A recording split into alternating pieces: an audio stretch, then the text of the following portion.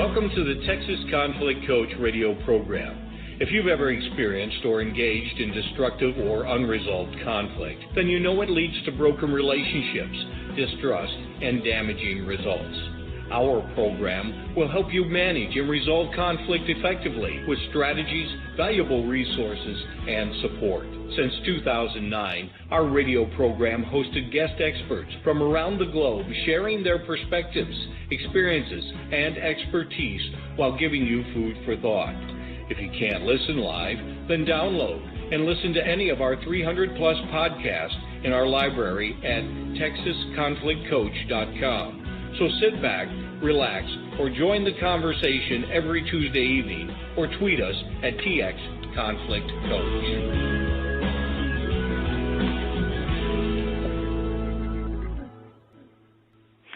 So we continue our Conflict Resolution Month activities with narrative mediation, loosening the grip of conflict. Narrative mediation is a culturally focused practice that is based upon the notion that our lives are shaped by the stories that people tell about us and by the stories that we tell ourselves. The goal of Narrative Mediator is to co-author stories that highlight the strengths and competencies rather than the conflict. It helps people separate themselves from conflict-saturated stories and gives them the opportunity to re-author relationships in more peaceful, cooperative, and respectful ways. From this alternative position, the resolution of conflict can often happen much more smoothly and effectively than in traditional problem-solving approaches. Now with me is Dr. Gerald Monk, who is a professor in the Department of Counseling and School Psychology at the San Diego State University, and he has a primary role in training marriage and family therapists as well. Gerald is a practicing marriage and family therapist in California and a mediator and trainer in collaborative divorce practices and a conflict resolution consultant in healthcare. Gerald worked as a psychologist and mediator in New Zealand for 15 years prior to moving to the U.S. in 2000. He's also the co-author of When Stories Clash, Addressing Conflict and Narrative Mediation. Now, tonight we are taking live callers, so you can certainly call 347-324-3591. We also have the chat room open, and I see a few guests in there now. And so if you'd like to post your comments or questions, I'll bring that into the program. Simply also go to blogtalkradio.com/Texas-conflict-coach. And we also have our graduate interns standing by on our Twitter feed. So use the hashtag TCCRadio, and they will also be communicating with you there, and I'll bring comments or questions into the show from Twitter feed as well. So, Gerald, welcome. We've been planning this for a long time, haven't we? Yes, we have, Patty. I'm very happy to be here and have an opportunity to talk about narrative mediation and the work that we've been doing.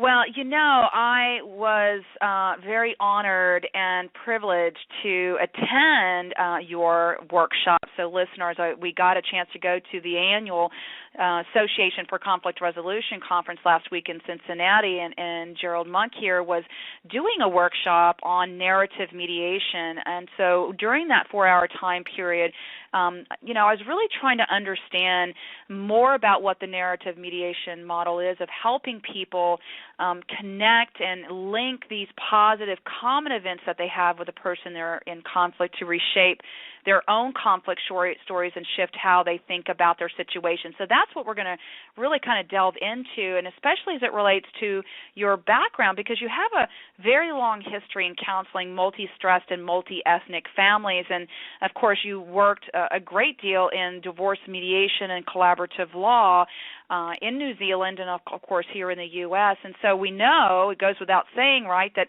conflict is a major component when you're dealing with these types of high conflict situations. So, Gerald, in your own research and teachings, you've developed, you know, we're calling it narrative mediation, but it's a narrative approach, and you've really done very well over the last 20 years in incorporating this into your practice and talking about it. So tell our listeners, what is a narrative approach to dealing with conflict? Well, as the name suggests, we're really interested in what the background stories are that are playing out in people's lives. the whole metaphor works on the basis that we live by the stories that people tell us when we're being raised in our families, and the narratives and the stories that people tell us about who we are, and then we go on to create and develop stories about ourselves. And the idea is that these stories become extraordinarily powerful in shaping our lives as we go forward. And I just think about my own life and how important stories got developed when I was a child about who I was as a person. And when I was at school, there would be stories about who I was as a learner.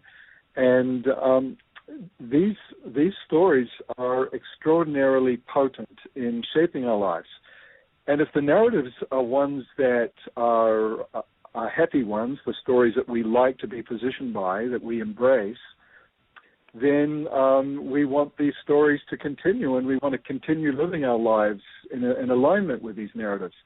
But not all stories are preferred. Not all of them that people tell about us, or that the ones that are dominant in our minds are happy ones, or ones that we want to keep going. And when it comes to conflict, we've got the same kind of thing happening. We have these kinds of background conflict stories about normally about other people and how they relate to us. So the story metaphor is kind of front and central to the work.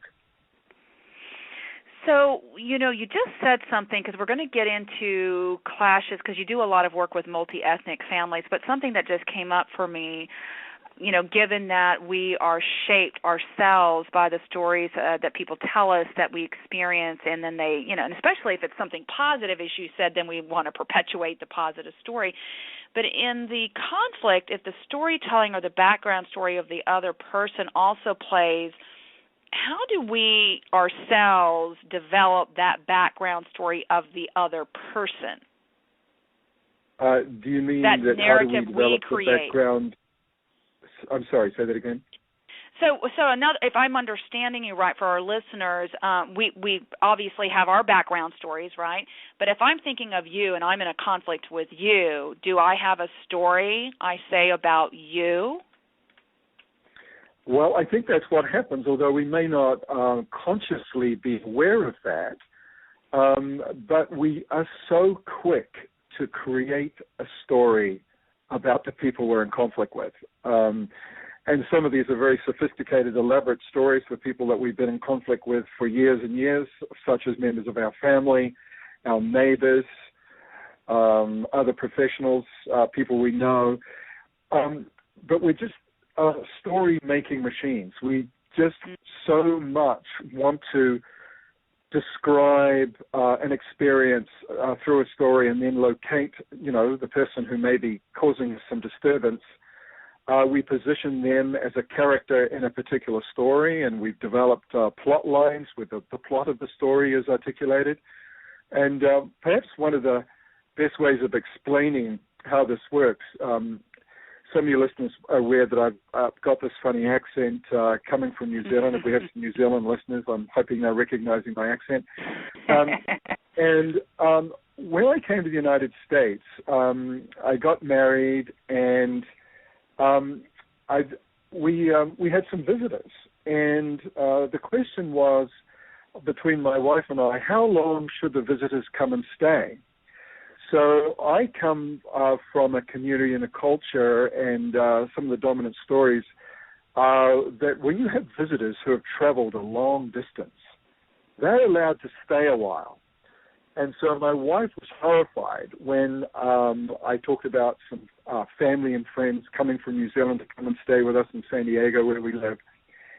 And I said, well, I'd anticipate they'd probably want to be here for a month to 5 weeks. And when she heard me say that, the blood drained out of her face, and she was horrified to think that I would be proposing that people would come and stay at our home for that length of time. And she thought that was really disrespectful to us as a couple and our family and the way all of our day-to-day activities, to have that level of imposition imposed on us and on her. And she might then have developed a story about me as being very inattentive to her needs and not respectful of her time and so on. And I noticed that in our early days of our marriage, where this scenario came up, when she said, well, I'd be happy for them to stay for, like 5 to 10 days, but for a month, 5 or 6 weeks, that's ridiculous. And I developed a story that she was being really selfish. That why wouldn't you be generous about visitors who have traveled some distance from the Antipodes to come and stay? And so that was just a small example of how rapidly one could story the other about who they are as a person, their character. And what we've learned to do is apply the work that I'm talking about with you today, about thinking about, well, what's informing you thinking that you're wanting this particular thing? What is informing your expectation about what you would like to have happen? And always in the background of an expectation that we have is a set of narratives, a set of stories about what we assume life should be like.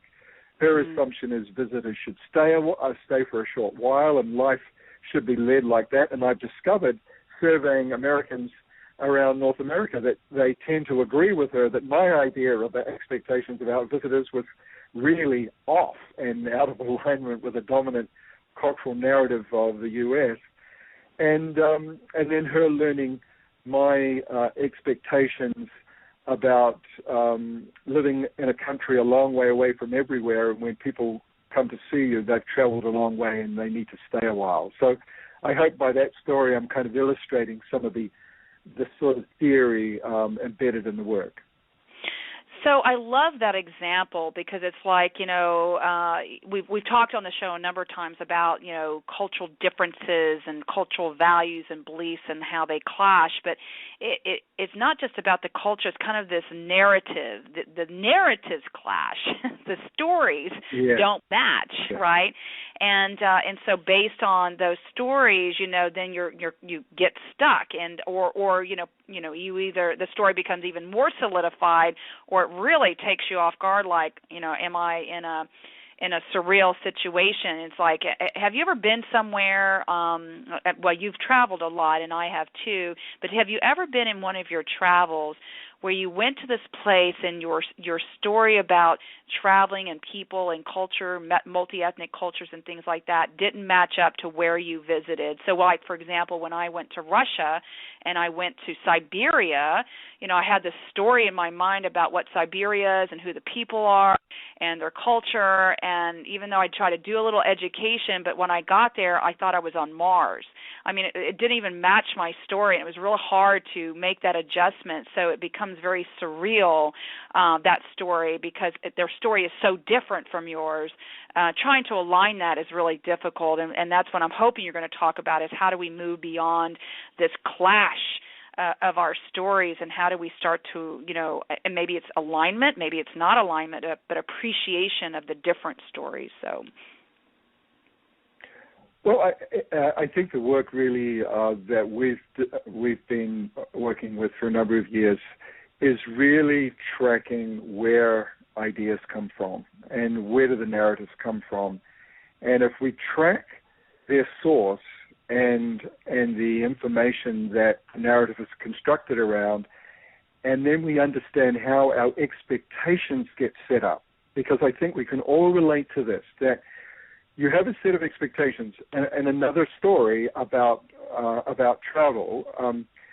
And I have to say that the ones that are most memorable to tell are the ones coming from New Zealand to the United States, and then going back again to New Zealand. Now, in New Zealand, when you go out to a restaurant, and this is a stereotypical account, you may be greeted. You're likely to be greeted at the door, like what happens here in most restaurants in the U.S., and then you're ushered to sit down, and then you are probably going to sit there for quite some time. You might sit for 2 or 3 or 5 minutes, being left alone, sitting in the restaurant. Now, I became very used to this as a ritual of when I go into a restaurant. And I used to be shocked by when I would go to a restaurant in the United States, immediately I would be attended to. People would ask the waitress, the waiter would be asking me, did I want something to drink? What can I get you? Anything right now while you're waiting to look at the menu, and so on and so on. And so I was always kind of excited about coming to the U.S. and eating here. But the story about going out for a dining experience is the expectation is that going back home to New Zealand, I start to really work myself up and get quite agitated because no one has come to see me to ask me, did I want something to drink? They are attending to me, and I'm feeling neglected, and now I'm feeling upset because I've got used to this expectation of customer service, and that doesn't always happen back home. And so I now have conflicts in New Zealand that I never had before as a result of coming backwards and forwards and these expectations that start to form. And I can't imagine what it's like for someone from the United States going to New Zealand to a restaurant and sitting for a few minutes with no one attending to them and feeling abandoned and feeling unimportant as a guest. But in New Zealand, that is a cultural practice. It's a sort of a dominant narrative about dining. So, these things are happening all the time, aren't they? They are, and these are just, really common examples, and yet you deal with some very high conflict situations. So I want to kind of get into that, but before we do, let me let listeners know that you are tuned in to the Texas Conflict Coach Blog Talk Radio program, and we are talking with Dr. Gerald Monk, who is the author of When Stories Clash, Addressing Conflict with Narrative Mediation, and he's been talking about this narrative approach, this storytelling. We as humans are story-making machines, as he says, and we create these stories which sometimes and oftentimes will clash. And so how does your narrative approach help people to move beyond this clash of expectation and ideals? You have an example of how you use that approach. Yes, so just to kind of illustrate, again, personal example, what we've talked about, and then sort of going into more sort of professional context. My wife and I have many fewer conflicts, and the intensity of the conflicts are relatively minor these days. And part of that is really understanding how we were raised, how I was raised as a child in New Zealand, the cultures both in the home and in the community and in the school, and how my wife was raised. So when there is a clash of expectations, the location of the clash of expectations not being inside the person as some kind of character flaw, some kind of personality distortion, some kind of seeing the person as bad, as evil, as selfish, as mean, but more locating the nature of the clash of expectations in the landscape of our communities, not inside individuals. So in narrative work, we have this mantra that the problem is the problem, the person is not the problem. And so that stance in itself makes a huge difference in being able to not get so activated and so distressed and distraught and so then attacking of the other person by going, well, wait a minute, what they did made sense in their own context. It made sense in terms of their own set of meanings, and it made sense in terms of the expectations that they had. And by keeping an eye on that, paying attention to that, really helps de-escalate a lot. So I know I've said quite a bit about that, and I'm kind of talking about it in different ways, but that is a central theme. The second thing that I haven't mentioned is really paying attention to things that are not part of the conflict, where we can get consumed by the conflict stories.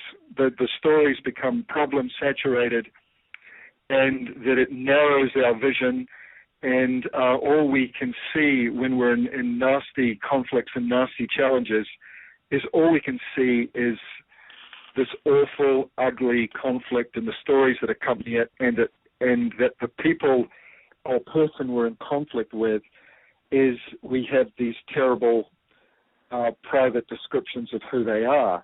And what we miss in that process is everything else that's not part of the conflict. We don't notice that they can be generous and kind in other circumstances, that everything they've done is not all terribly bad, or that everything that they're standing for has a sinister intention.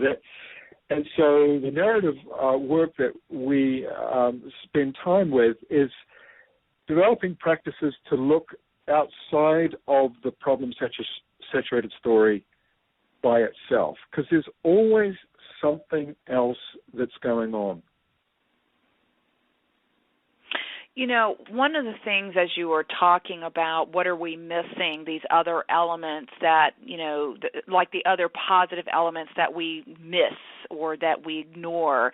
And I remembered in the workshop that one of the things that stood out for me is you had everyone, you know, put their hands up like they were looking through a little hole, and how narrow our lens is when we're looking at that person and creating that story, and that we almost, you know, miss the peripheral vision, you know, around us to see all of those other elements that really connect us and that can shift our story of that individual in the situation. And I love that physical metaphor representation of, are we looking too narrowly, you know, through that little pinhole and completely ignoring all the other things that really make a more rounded story about that person or that situation?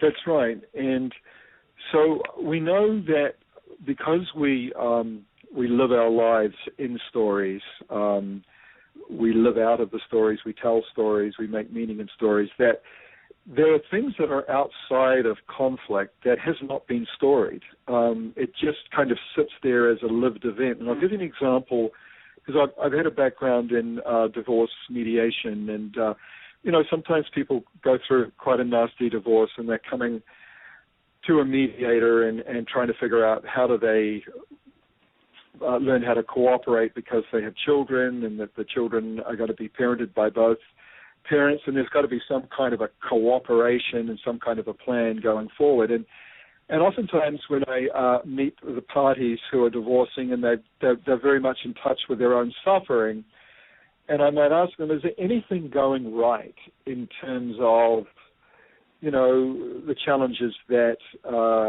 you've been going through in getting divorced and trying to figure out some kind of parenting plan? And they'll often say, no, there isn't. It's just a terrible situation. This person is so rude and disrespectful and untrustworthy, and they have betrayed me in these ugly ways. And there really isn't anything at all that's redeemable. And that's pretty much it. I'm telling you really much how our lives are going. And when I ask them things like, you know, has there been any time recently where you weren't having an argument, that you weren't shouting at one another, or that, you know, you weren't just completely consumed by a sense of seething anger at one another? And they'll say, well, I guess us coming to you and working through this process, I think, I guess we've been able to manage our feelings enough to be able to have a conversation. So I think that's probably an example right there. And if they don't notice that, I might want to bring that to their attention, that here is one setting where rage and distress and ugliness are not featuring right at the moment. But then oftentimes as we start to talk, and, I'll get someone say, well, my son Ian was really sick last week. In fact, he was hospitalized for 24 hours, and we both were there in the hospital and sitting by his hospital bed, and, we were really paying attention to him, and we were kind of convivial, and, we weren't fighting in front of him, and talked together, and so that event would not often be given an account when the problem-saturated story is dominating the conversation. So when things don't fit the problem-saturated story, they're kind of neglected. They're kind of ridden over. And so then my job in a professional role is connecting the dots of times, moments, events that aren't part of the problem-saturated story and help the parties link events together where there's been cooperation, where there's been mutual respect, and connect those. And now we're in an environment where we're generating some kind of new narrative that can be linked to at a time where some difficult decisions are having to be made. And it's not that the problem-saturated story disappears, but rather that it's not the only thing that shows up, that we also have some linkages with any kind of events that relate to respect that we can kind of build on and work our way through to get on the other side of the nastiness towards maybe making some agreements about how to go forward. So, as you were talking, again, because of the divorce work and the family work that you do, and again, very high-stressed, high-conflict types of cases, if a listener was listening to this and they're like, oh, we need to go through a divorce or we're getting ready to go for a divorce, and all they hear is about the traditional mediation, the problem-solving, resolution, directive, facilitate, whatever those are, they might have in their mind the story of what a mediator is. So how is really narrative mediation, in the nutshell, what would they experience different with you as a narrative mediator versus a more traditional problem-solving type of mediator? Well, I think a lot of what I do is in alignment with some of the other practitioners who are working in some other areas, the collaborative divorce movement, the mental health coaches, and the work that they do there. So I guess what I'm going to say is not uniquely related to narrative, although I'll bring in a few elements that might be. I would first be very interested in meeting the parties separately and really learning and understanding their context. What are the background narratives that have informed and are shaping their understanding of the challenges and the problems that they're facing? I'm sitting there looking at and being with them that the problem is the problem, the person isn't the problem. So I'm myself wanting to be as loose and creative as I can be, because I'm wanting to track these expectations that have been developed from the background narratives. And I'm really wanting to have them tell me the problem-saturated story. I want to have them be heard. I want them to be understood. And I might use a technique in narrative called externalizing, where I start to juxtapose some of the themes of the story, which might be betrayal, disrespect, distrust, and start to have them think about what the effects of the conflict has been on their lives, how distrust has affected their ability to show up in a way that's robust and that they can feel like they can think clearly and can move forward. And so I start to have them tease out their thinking from being so wedded to the problem-saturated story about the other, because people typically are focused on the other and they're not focused on themselves. So I'm wanting them to get in touch with how this problem-saturated story has affected them. And when we do that in the single sessions, they often realize the cost of the conflict on them. And when they get in touch with the cost of the conflict, they often become much more motivated to take some new steps or take a few risks to trying some things that might help resolve the problem, because they know that there's a lot at stake, and realize that the changes aren't all going to come from the other person, that they're going to have to do some different things. So that would be a part of it. Tracking what's working, bringing that into the room so that when we go into the joint session, I'm going to tease out the things that are working and acknowledge that, give voice to that, help them be able to speak about that, while all the time realizing that there in the background there are these problem-saturated stories lurking that are going to want to thwart and take away from the work being done. And so I've kind of got all the parts in my mind as we kind of work through a process. So a very different experience that that people would have with you in understanding those things. I mean, it's such a big element, as you said, is really understanding the culture in which individuals come to in their conflict, that's their narrative, and especially in conflict, how do you help them shift and make connections to create a different story.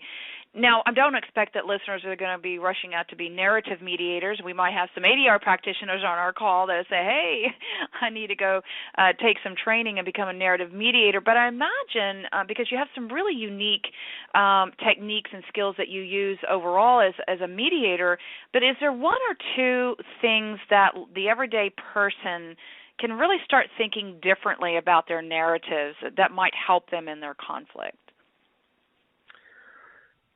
Yes, I do. I'm the listeners that are here who are in a family situation, they're in a work situation, a school situation, in a religious community, in a sporting club where there is conflict going on.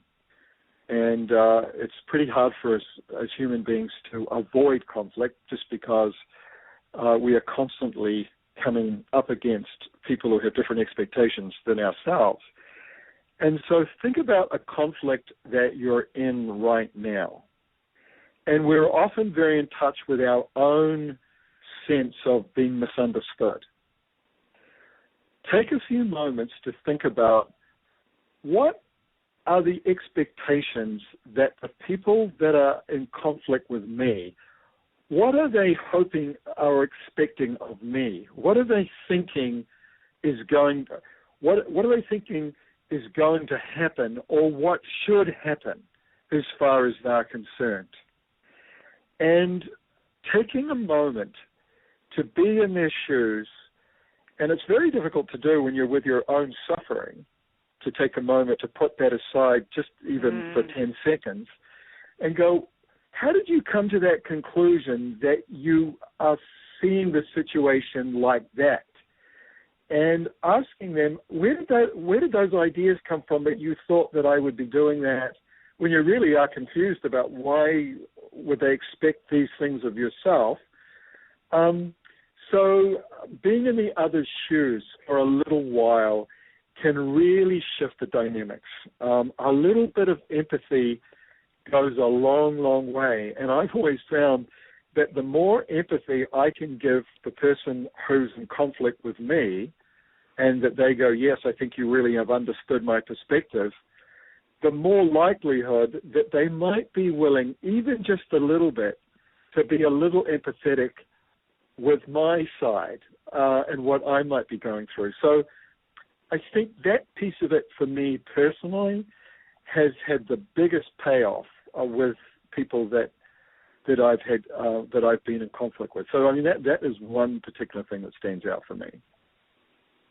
Okay, great. And there's a lot of things that folks can learn, and in the book, When Stories Clash, Addressing Conflict with Narrative, you actually go through a lot of very specific techniques and some really good questions in there, reflective questions. So as we start to close here, we're going to be giving some resources to you listeners so that you have an opportunity to learn more about Gerald's work. But first of all, as you know, listeners, we have a tradition here of giving you fieldwork assignments, and Gerald's going to give you one to take the next step if you're interested in doing more after you finish listening to this program. So, Gerald, what do you have for our guest, or for our listeners, excuse me? Well, I've talked about one specific assignment that people can pay attention to. So standing in the other's shoes, understanding their framework, what are the stories that are informing them about why they're showing up the way they are with you. The second thing, which is the takeaway, is, you know what, I'm so in touch with all of the things that are not going right. I'm really, I'm very good at seeing what is really going wrong here and how the ugliness of the conflict is how it's showing up and how I think about that person. To really challenge ourselves to go, is there anything at all that's redeeming of this person and that's outside of this conflict that I can honor and acknowledge, that is not all about the problem-saturated story? And there are maybe even brief moments of that person being able to recognize something valuable about yourself, or something in the recent past or even in the longer term past of things that they've done or things that you had valued about them that you can acknowledge and link to and pay attention to kind of soften your own reaction and juxtapose the problem-saturated story with other lived moments that can be built on. You know, it's like, you know what, I'm familiar with the distrust, the ugliness, but I really want to pay attention to what's working. So I think that would be the second point. Okay, wonderful, wonderful. Thank you. So where can folks find more information about you? I've on Amazon, we're all kind of familiar with Amazon. If you type in Gerald Monk or my co-author John Winslade, that's Winslade, Winslade, Monk and Winslade, Winslade and Monk, you'll see quite a lot of the books that we've written on this topic, a whole variety of different resources that are out there. I think that would be the biggest resource for people finding things out. My information is quite public out there, so people can email me with questions for finding out further information. And also, I have a website for those interested in conflicts in healthcare called MGL, Monk, Gomez, and Lauk, MGL Transformation. If you Googled MGL Transformation, you'll see a whole lot of resources online for managing conflict in healthcare. So I think those would be the two sources. Okay, wonderful. Thank you. And, of course, folks, you will also find those links, those web links, on his program page with Gerald Monk. And, again, it's on narrative mediation, loosening the grip on conflict. And Gerald, we thank you so much for being part of this program. I'm so glad I got a chance to not only meet you but to experience you in the workshop and learn and understand more. What final message would you like to leave with our listeners tonight? You know, conflict is difficult, and most of us have been trained to move away from it.